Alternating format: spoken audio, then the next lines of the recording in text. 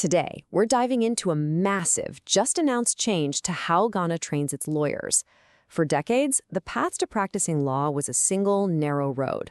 But now, that's all about to get turned on its head. So let me ask you this. How do you actually become a lawyer in Ghana? Well, for generations, the answer has been pretty straightforward. But that simple answer was also the source of a huge problem, a problem that's left the country with a critical shortage of legal minds. You see, for decades, there was only one way to do it. Just one. And that created a system that was frankly pretty exclusive. But a recent announcement is set to completely overhaul the whole thing. Let's dig into what that actually looks like. So, on July 28th, Ghana's Attorney General, Dr. Dominic Ayine, announced the plan. And listen, this wasn't just about reforming legal education. The plan is to dismantle the entire existing structure. This isn't some minor tweak, it's a total system overhaul. And this change is moving with incredible speed. I mean, check this out. The final draft of the bill gets submitted on July 27th.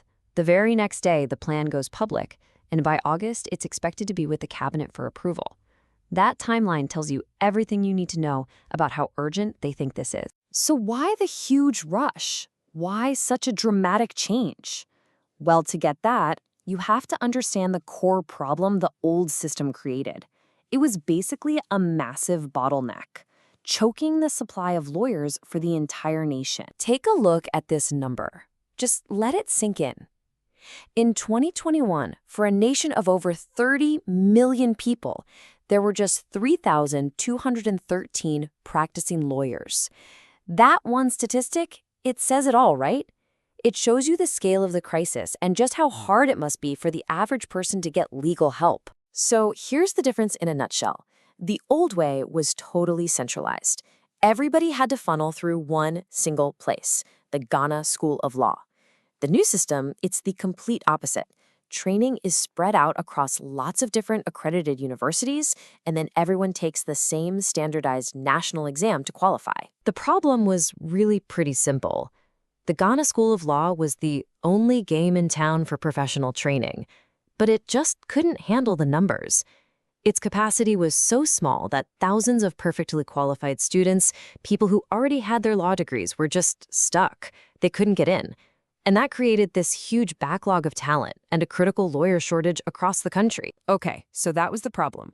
What's the solution? How is this new path to becoming a lawyer actually going to work? Let's break it down. And this right here is the headline. This is the quote from the Attorney General himself. The bill will abolish the Ghana School of Law system. I mean, there's no wiggle room there, is there? This isn't a reform of the old system. It's a total replacement. It's a clean break from the past. So the new pathway is designed to be really clear and simple. It's just 3 steps. First, you get your law degree, your LLB, from any accredited university. Second, you do a 1-year practical program right there at your own university. And third, you pass the new standardized national bar exam. And just like that, the single school bottleneck is gone. Now, this national bar exam is really the heart of the new system. It's one test for everybody, no matter where you studied. That way, you ensure a consistent standard of quality across the board.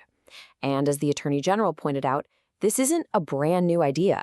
It's a model that's already proven to work in other fields, like how chartered accountants get certified. So let's talk about the real-world impact. Why does all of this policy stuff matter so much? Well, it all comes down to a huge shift in philosophy, moving from a system built on exclusion to one built on inclusion. This quote from Dr. Ayine really captures the whole spirit of the reform, doesn't it? We are shifting from exclusion to inclusion. The whole point is to stop having a system that's designed to keep qualified people out and instead build one that gives everyone who earns their law degree a clear, fair shot. Ultimately, these are the big goals here. Yeah, it's about getting more lawyers to serve a growing economy, to help out the courts and businesses.